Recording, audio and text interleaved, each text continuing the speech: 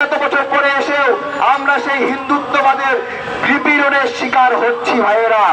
সবচেয়ে গুরুত্বপূর্ণ বিষয়, হিন্দু ভাইয়েরা বৈষম্য কথা বলে, ৮ দফা কি তারা ৮ দফা জানে না, খালি বলে বৈষম্য করা হচ্ছে।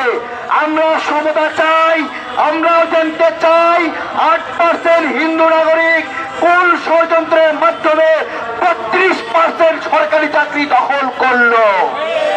ক্ষমতা চাই আমরা।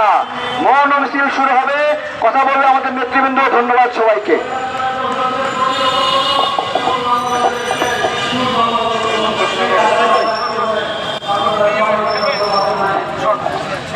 এ পর্যায়ে বক্তব্য রাখবে মোস্তাফিজুর রহমান ইরান ভাই। সরি, এই পর্যায়ে বক্তব্য রাখবে ফারুক হাসান।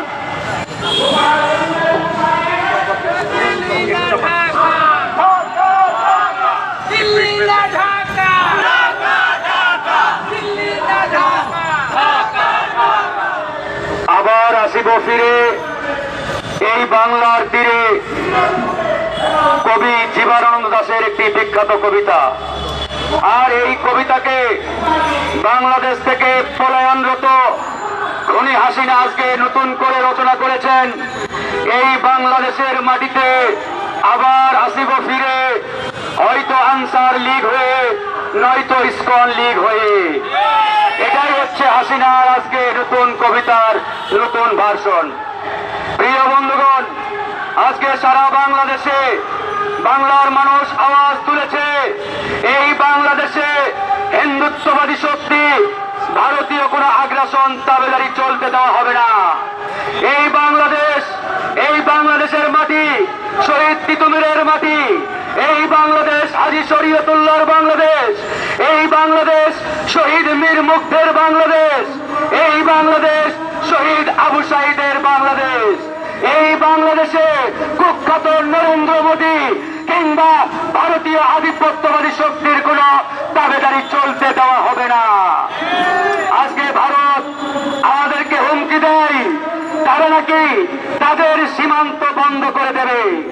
আমরা বলতে চাই, তোমরা তোমাদের সীমান্তে কাটা তার তুলে দিয়ে সেখানে সীসার প্রাচীর ঢেলে দাও।